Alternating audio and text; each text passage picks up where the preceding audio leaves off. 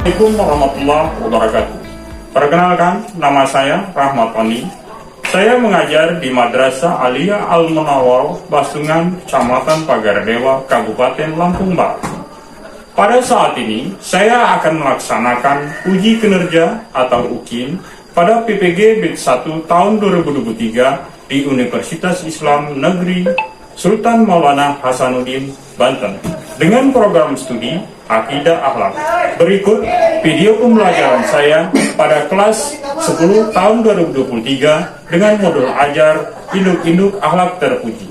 Mohon kritikan dan saran agar video pembelajaran saya lebih baik lagi ke depannya.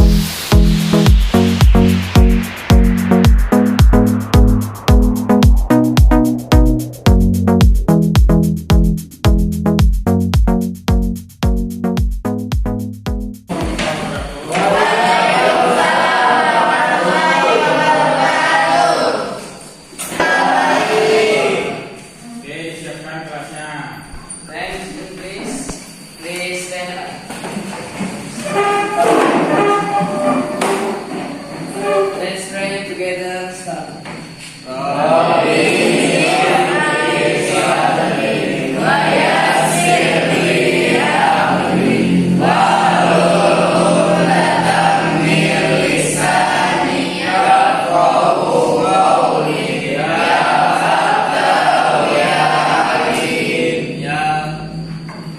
Greeting to our teacher. Waalaikumsalam warahmatullahi wabarakatuh.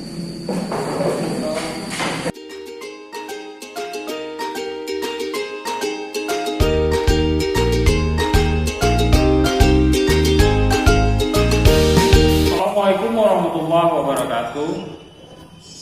Baik anak-anakku semua, sebelum kita memulai pelajaran pada hari ini, Bapak akan absen terlebih dahulu. Siapa yang tidak hadir dan siapa yang hadir pada hari ini. Pertama, Fadil Maulana Septian. Hadir. Mauhidin. Hadir. Deden Ahmad.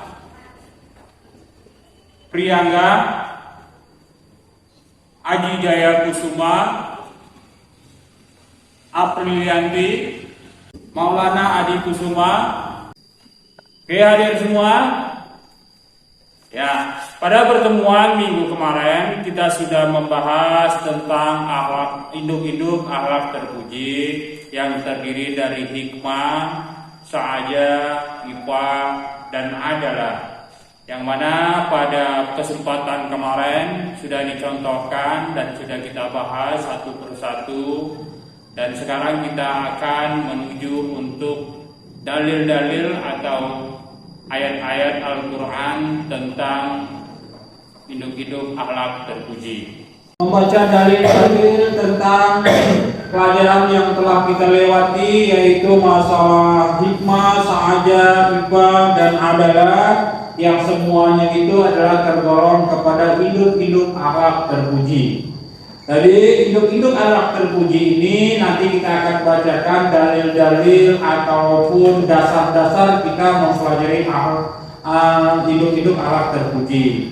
Induk-induk akhlak terpuji itu ada di surat An-Nahl 25 dan juga surat An-Nahl ayat 90 dan juga masih banyak ayat-ayat yang lainnya. Nanti kita akan ambil contohnya dalil tersebut di surat An-Nahl. Surat An-Nahl ayat 125 dan surat An-Nahl ayat 90. Baik anak-anakku semua, sebelum kita membaca dalil-dalil dari induk-induk akhlak terpuji, alangkah lebih baiknya kita mengulas kembali pelajaran yang telah kita lewati. Bapak minggu kemarin telah menjelaskan bahwasanya kita itu terbagi kepada 4 induk-induk akhlak terpuji, yaitu hikmah, sa'adah, ifa, dan adalah. Nah, masih ingatkah kalian semua apa yang dimaksud dengan hikmah? Siapa? Ya. Bijaksana meletakkan sesuatu pada tempatnya, Pak. Oh, ya betul. Bijaksana meletakkan sesuatu pada tempatnya. Jadi kita itu harus bijaksana dan kita harus meletakkan sesuatu itu pada tempatnya. Kalau kita harus misalkan adab juga sama. Misalkan kita adab kepada orang tua, kapan kita harus meminta, kapan kita harus memberi. Begitu juga dengan kawan-kawannya, dengan yang lain. Jadi kita harus tepat menempatkan sesuatu pada tempatnya. Jika tidak tepat meletakkan sesuatu pada tempatnya, berarti kita termasuk orang yang kurang bijaksana. Oke, yang kedua IPA. Siapa yang IPA? Oke. Kita menjauhkan diri dari hal-hal yang tidak baik, menjaga kesucian baik fisik, mental, dan juga jiwanya. Oke, bagus. Jadi kita itu harus menjauhkan diri dari hal-hal yang bersifat buruk, ya, yang tidak baik. Karena apa? Jika kita itu mendekati hal-hal yang buruk, maka kita akan terpengaruh dengan hal-hal yang buruk itu tersebut. Makanya kita harus selalu menjaga hal-hal yang baik di dalam diri kita sendiri. Salah satunya adalah menjaga kesucian. Menjaga kesucian itu baik lahiriah dan juga batinnya, ya. Secara lahir kita harus suci. Secara lahiriah badan kita harus suci, mata kita semuanya harus kita sucikan. Ya, begitu juga dengan panca indera. Panca indera kita juga harus kita sucikan. Pandangan kita harus kita tahan dengan hal-hal yang buruk. Apalagi sekarang nih ada HP yang berseliweran, ya. Informasi-informasi yang tidak benar. Mata kita harus kita jaga, menjaga kesucian mata, menjaga kesucian lisan kita, bicara kita juga sama. Bicara kita juga harus kita jaga. Jangan sampai bicara kita ini menyakitin orang lain, merugikan orang lain. Nah, itu yang disebut dengan menjaga kesucian, ya. Yang ketiga yaitu saja. Siapa yang saja yang bisa? Oke. Syajalah berani lawan katanya pengecut. Suatu sikap mental seseorang dapat menguasai jiwanya dan berbuat dengan semestinya sesuai dengan ketentuan agama dan undang-undang yang berlaku. Ya, saja itu adalah berani. Beraninya berani karena Allah. Dia takut karena Allah. Dia takut sekali jika dia itu berdosa. Dia takut jika segala sesuatu yang dia lakukan itu akan merugikan orang lain juga seperti itu. Dia menguasai jiwanya untuk melakukan suatu kebaikan menurut dengan aturan undang-undang dan juga Al-Quran dan hadis. Jadi itu saja. Yang terakhir yang kita pelajari kemarin yaitu adalah. Ada yang tahu adalah? Ya, adalah apa? Adil atau tidak berat sebelah atau tidak memihak. Adil atau tidak berat sebelah atau tidak memihak. Itu karena kita harus adil, tidak memerat sebelah, artinya tidak memihak ke sebelah kiri ataupun sebelah kanan. Kita berada di tengah-tengah. Itu namanya adil. Adil itu terdiri dari beberapa macam. Adil kepada Allah sebagai pencipta, adil kepada diri sendiri, adil kepada sesama manusia, adil kepada sesama makhluk. Nah, itu yang disebut dengan adil. Baik, untuk selanjutnya kita akan bacakan surat Quran surat An-Nahl ayat 125. Siapa yang bisa? Ya, silakan Maulana. A'udzu billahi minasy syaithanir rajim. Bismillahirrahmanirrahim. Ud'u ila sabili rabbaka bil hikmati wal mau'izatil hasanati wajadilhum billati hiya ahsanu inna rabbaka huwa a'lamu biman dhalla an sabilihi wa huwa بالمهتدين صدق الله العظيم. Yang artinya, serulah manusia kepada jalan Tuhanmu dengan hikmah dan pelajaran yang baik, dan bantahlah mereka dengan cara yang baik. Sesungguhnya Tuhanmu dialah yang lebih mengetahui tentang siapa yang tersesat di jalannya, dan dialah yang lebih mengetahui orang-orang yang mendapat petunjuk.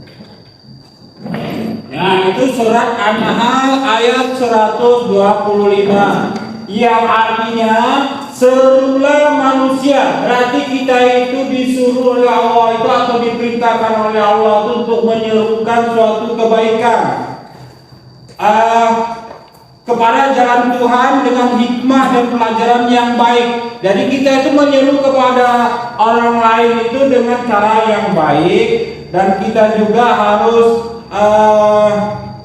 mengetahui bahwasanya Allah lebih tahu daripada manusia. Dia tahu siapa yang akan diberi hikmah dan siapa yang akan tidak diberi hikmah ataupun hidayah.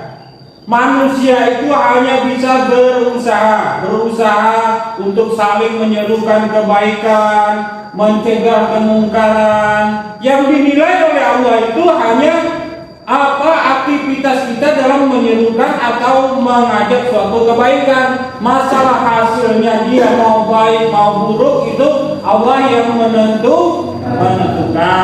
Oke, surat An-Nahl ayat 90 siapa? Ya, silakan. A'udzu billahi minasyaitonir rajim. Bismillahirrahmanirrahim. Innallaha ya'muru bil adli wal ihsani wa ita'i dzil qurba wa yanha 'anil fahsya'i wal munkari wal baghi ya'idukum la'allakum tadhakkarun. Shadaqallahul adzim. Ya, artinya sesungguhnya Allah menyuruh kamu berlaku adil dan berbuat kebajikan, memberi kepada kaum kerabat, dan Allah melarang dari perbuatan keji, kemungkaran dan permusuhan. Dia memberi pengajaran kepadamu agar kamu dapat mengambil pelajaran. Ya, itu surat An-Nahl ayat 90 Allah menyerukan kepada kita untuk berbuat adil, berbuat kebajikan, dan juga kepada kaum kerabat sesama manusia, pada makhluk dan juga yang lainnya. Dan Allah juga melarang kita untuk perbuatan yang keji, kepada kemungkaran dan permusuhan. Karena apa seperti itu? Ayat tersebut menyerukan kita bahwasanya Allah tidak suka dengan permusuhan dan juga kemungkaran. Karena bangsa Indonesia ini adalah bangsa yang terdiri dari beberapa ras agama. Jadi kita tidak boleh menyatakan bahwa kitalah yang benar, kitalah yang paling benar. Agama itu bukanlah yang salah. Itu biarlah di dalam hati kita menyebutkan, tapi kita tidak boleh menghakimi bahwa mereka itu salah, menyatakan mereka kafir, menyatakan mereka itu. Biarlah itu sesama kita, agar supaya tidak menyakiti orang lain, agar supaya negara kita bisa utuh sepenuhnya dinamakan NKRI. Kita harus ada toleransi beragama,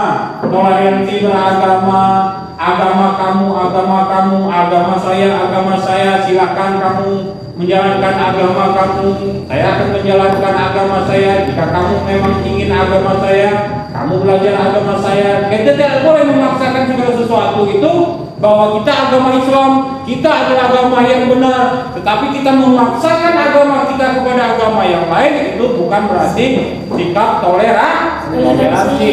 Nabi Muhammad SAW juga hidup berdampingan dengan kaum Quraisy yang non-Islam.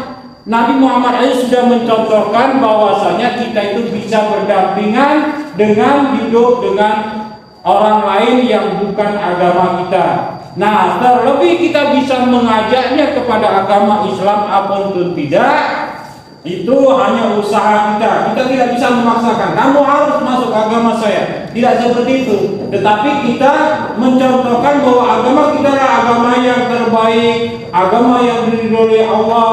Tetapi kita tidak memaksakan suatu agama ataupun kepercayaan, karena bangsa Indonesia itu terdiri dari berbagai macam ras, golongan, agama.